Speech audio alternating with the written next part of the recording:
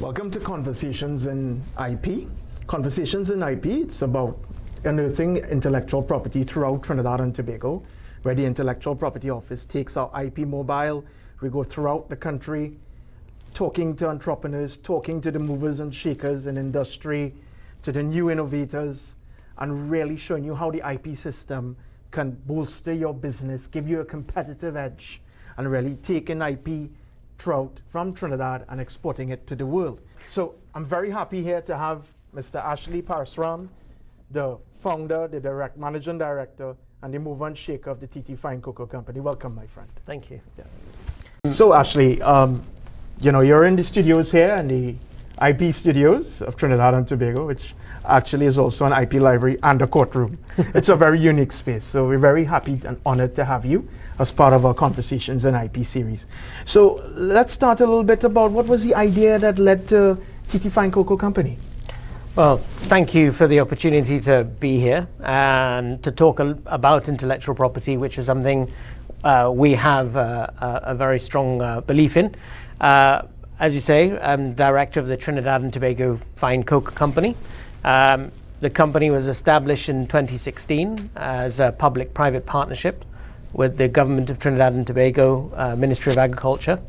And really, its objective was to support the cocoa sector in Trinidad and Tobago.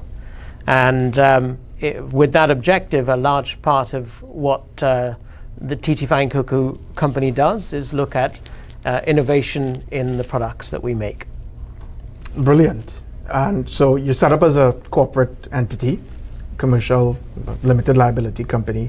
And what would have motivated you to look to the IP system, Ashley? Intellectual property, which, as we know, the express creations of the mind, trademarks, your brand, maybe even looking at protecting designs of unique products, that sort of thing. I think for us, we started as a small enterprise. It was a very small team of 6 people. We brought in equipment from Italy, from Brazil, and really it was trying to build from scratch a business in cocoa processing.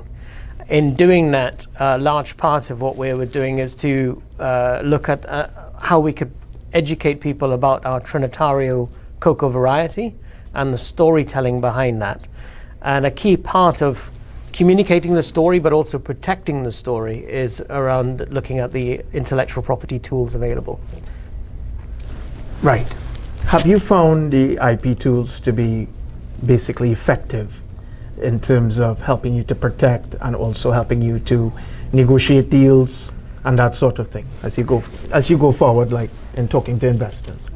I think that the thing for us is that Trinitario as a variety, as a cocoa variety, is already around the world. And so there are other countries that have this variety, but there are no countries that have a number of varieties that we have. We have over 100 types of Trinitario. So that makes us very unique in the world. And so as part of that, the idea of protecting using trademark, industrial design, collective marks is all stuff that we feel that we can benefit and strengthen that storytelling of our Trinitario cocoa. This is really, really fascinating story. So the Trinitario, we've been known for this for centuries, to have Trinitario, yeah. Right? So what was the inspiration to look at that name? And then if I recall, you looked at the cocoa dancers, which is very much part of our history, our folklore, that thing, and you embedded it into the logo, right? And so, sometimes it takes a lot of money for business to come up with a brand. Other times, sometimes it comes organically to you. So the importance of it in terms of the trademark system, actually now putting your logo into the O for Trinitario and then looking at products and that sort of thing. And also, what was the inspiration behind the steel pan tin? I mean, it was recently registered at the office. Yeah. It's really a beautiful piece of design. Yeah. And it's now an industrial design, which protects an article and the shape of an object. So what are the plans for that? And what are the plans for the Trinitario brand going globally? Is it that you're going to look at the IP office? We have the Madrid Protocol, for instance, 120 plus jurisdictions that you can outreach your brand from Trinidad and Tobago too in the export market. Because this IP is all about foreign direct investment, it's about earning foreign exchange, it's about taking our culture out there. So let me hear about the inspirations behind that. I think, well, to answer the question, the first part, it really around Trinitario as a brand, we wanted, I was told by our brand advisor, keep it simple. So we wanted to be very clear to communicate globally that we were the origin of Trinitario. It is grown here, it is processed here. So that's why we decided to trademark Trinitario. The Cocoa Dancer character comes very much from a characteristic of our Trinidadian cocoa history, and so we want to incorporate that. But what we're trying to do is come back to that storytelling narrative, and the steel pan tin, the steel pan being the first instrument of the last century that was invented. It's something that is instinctively from the Caribbean region, but it is the origin of Trinidad. And so we fused those elements together. We launched the steel pan tin in 2017 in Selfridges in the United Kingdom. We had, it won an Academy of Chocolate Award for the design, which we were very proud of, but it's really part of that innovative storytelling that we fundamentally believe in.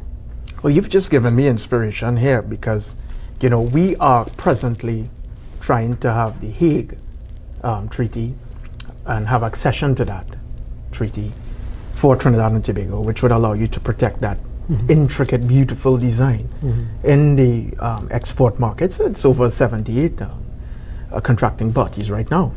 And so together with the Madrid and the Hague, there will be two powerful systems for you. You also mentioned, you know, you looked at the cocoa dancers, and I tend to think of Trinidad and Tobago, our greatest assets here.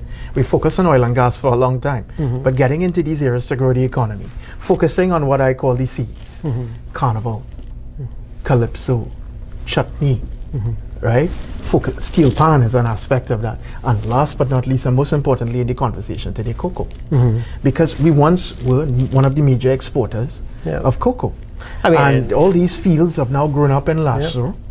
You know, they're in bush, so to speak, locally.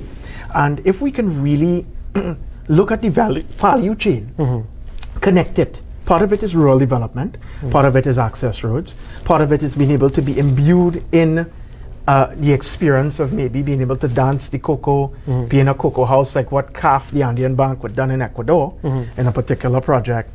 And then, of course, so you can bring in foreign exchange, tourists is coming to the country, and that sort of thing. Because you have taken this thing from scratch with the brilliance in your ideas. You know, intellectual property being the express creations of the mind, and has taken this forward, taken us through to the map. So I know you are at La Reunion Estate, and you also have the chocolate box at Hilton, another amazing, you know, inspirational idea. So what are the plans for that? Will we see a chocolate museum, for instance, as one of your future plans coming out from there? Will we see, you know, the ability of our school children to learn about the process of this fine gift that we have here, and really take that forward? I think, you know, looking at both Madrid and Hague, we work with, we're exploring markets in the US, in China, in Europe. So the Madrid protocol is a very key component to the protection of our brand in those key markets. But when you look at the Hague as well, it for us in a post-COVID world, a lot is about getting consumers to purchase direct. So right now, you could go online, you can purchase our steel pan tin and have it shipped to Australia or to Canada or to Europe. So with that sort of coverage, protection of all our assets is quite important. But really our passion is around educating people about Trinitario cocoa. So we are in the process of building effectively a training center, a museum as such, where you could come and learn about Trinitario cocoa, but also learn about how to use it. So it's really around the culinary applications. We have had, over the past 4 years, 5 chefs from the US and Europe visit Trinidad to train our team to share their experiences, but also for them to learn about how cocoa is actually made. You'd be surprised how many chocolatiers and pastry chefs have never been to a cocoa estate. So there's a very important knowledge transfer that needs to happen, and that's one of the things that, in the same way, if you're talking about whiskey in Scotland or wine in France, when it comes to cocoa, I think Trinidad could play quite a pivotal role. What we want to look at is really stretching the IP system. You know, so you've got the trademark, you've got design protection. Collective marks is probably another area where you can galvanize the private sector, you know, and then have this mark of quality. You know, sometimes people say, okay, that chocolates in Switzerland, in Europe, I mentioned to you the Cologne Chocolate Museum in Germany, right? But do they know that where the origin is from? So if we don't really use the IP system here to make everyone know that, hey, this collective mark is Trinitario from Trinidad and Tobago, or even the geographical indication, the unique characteristics from our soil, from our climate, in a particular natural product. I think this is the future. I would like to hear you on that, if in terms of forecasting, Ashley, the next 3 to 5 years, if you think a powerful collective mark going out there, a GI should be where we should focus on the IP system. Well, I think the GI is important. There is definitely changes happening. You would see that from people growing agave in Australia and they can't call it tequila. You would see it from Toblerone recently announcing that they're producing their Toblerone outside of Switzerland, so they can't call it Swiss. I think these things do have an inherent value to the product and to the offering, but it comes back to the fact of the consumer wanting to know that what they're buying is genuine. It comes from that region. It is of the right quality, and it is benefiting livelihoods from that region. So I think a collective mark helps to convey that to the consumer in a much more authentic way than most other forms of third-party labeling. This is brilliant. I mean, conversations about IP. IP's all around us. The brands, sometimes you walk down the street, you don't know that the brands are all around you. The shape, the unique shape of items, you know. So you're going to utilize the Geneva Act of The Hague. You're looking at the Madrid Protocol protection. So, you know, we at the Intellectual Property Office have really built partnerships. And that is critical because the whole value chain needs to be supported by various agencies. And through those partnerships, there's support for filing of intellectual property rights.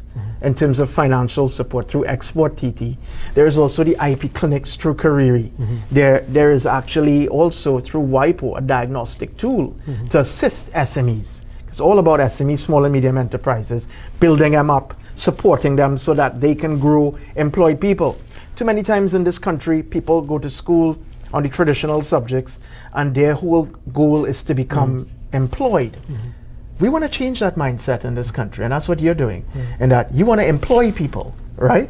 You're going to be, you know, investing in your company, bringing in others, and taking that passion forward to the world. So, what do you think about that whole value chain and how we can improve, how we could really harness, you know, intellectual property to take it further, to make that difference from the schools all the way up? So the next entrepreneurs and innovators like yourself, Ashley. Well, I mean, first of all, I think that the level of support on IP issues is fantastic in Trinidad in terms of we have worked with Export TT on the IP grant, so we're very grateful for that support. And we're, from the very beginning of TT Fine Cocoa, we've always engaged your officers, your team who's been fantastic, engaging, very patient with us, very, very patient and tolerant of all the phone calls and emails to provide the advice and guidance to get us this far. So thank you very much for you and your team on doing that. But I think there's a wider issue that education and awareness raising. I think the key thing about when you're talking about intellectual property from a business perspective is that when you present your business to a bank or a funding institution, it strengthens your case for raising support, financial support, technical support, if you could show them that your IP is protected, especially in this market. So I do think that the more that people understand that there is a genuine economic benefit for the protection of IP, the greater chance that that will become a priority for them in the early stages of setting up a business. I think setting up a business is very, very consuming. It's very costly. So IP issues tend to be lower down the food chain for that. But now, because of the way the market is, the more powerful e-commerce tools, social media tools, IP is becoming more and more prevalent. And so I think that that only strengthens the arguments for how that affects an economic aspect of a business. And I think that with that in mind, it will be increasingly important. Intellectual property, the air we breathe. This is one of the things that really we have to work on, getting it into the subconscious of every citizen who wants to be competitive, and you've done that successfully. And that is something that this country owes a lot of gratitude towards its private sector persons who take the risk, like yourself, to bring out an IP product, such as your brand Trinitario, in your stout, in your different products. And the TT Fine Cocoa Company is a great example of that. And your store at the Hilton. So, you know, that store, I've been to it, it really is well executed idea in reality. So what was the inspiration behind the store and you know, looking possibly at further franchising of that particular concept in other hotels, not just in Trinidad and Tobago? We do have a very good partnership with the hotels here, with Hilton, with Hyatt. We've had very good partnerships with Caribbean Airlines, Angostura, but I think for us, you know, our international partnerships with, for example, Harrods has been fantastic as well. Our first in the 184-year history of joint branding a product together. It was a new initiative for them. I think the idea of the retailing outlet was to give people on the street an opportunity to engage with what we're producing, with what we're manufacturing, and to get feedback from the consumer. But we are, I mean, the Hilton partnership you referred to, we have spoken to other Hiltons in the region to explore similar sorts of retailing outlets. So I think there's definitely a wider dialogue of unique products that are coming from the region. And I think that the Caribbean is very ripe for a lot of IP protection and storytelling. Definitely, we're in exciting times because as you branch out, what gives you that ultimate protection is your IP, is that brand, is that licensing of the brand. But without that trademark, the conversation gets a little bit more murky. So the importance of the trademark, the design protection, looking at collective marks, looking at geographical indications going forward, really was going to be the conversational piece of the business expansion ethos of the TT Fine Cocoa Company, alongside your other negotiating things. And we know that you can probably negotiate ice for an Eskimo, actually. So, you know, this has been a really nice conversation. What I admire about you as controller of IP is your passion. And if you don't have passion for these things, you're not gonna, you know, we're not gonna be able to make the difference that we have to make in Trinidad and Tobago to turn the page on new engines of excellence. You know, and the support you get from the government agencies is critical. But we need to be moving with the times, hearing what you're saying in the private sector and all the other great movers and shakers, and then providing a service that is packaged to really meet your needs. You know, so the online services, the partnerships, even when you mentioned, as we end, the education. The National IP Training Center is meant for that, at this office, surrounded by all these books where researchers can research IP for their projects. Also, where the tutors, the 28, can have, you know, sessions in how IP could be relevant to your business. So it's not just about lecturing, it's about tailored sessions to really help our SMEs go forward.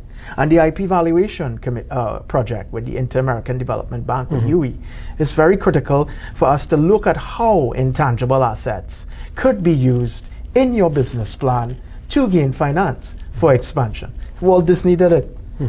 Many others have done it. Why can't we do this in Trinidad and Tobago and the Caribbean region? So the conversations in IP have just begun. Thank you, my friend. My pleasure. Thank you. Yeah.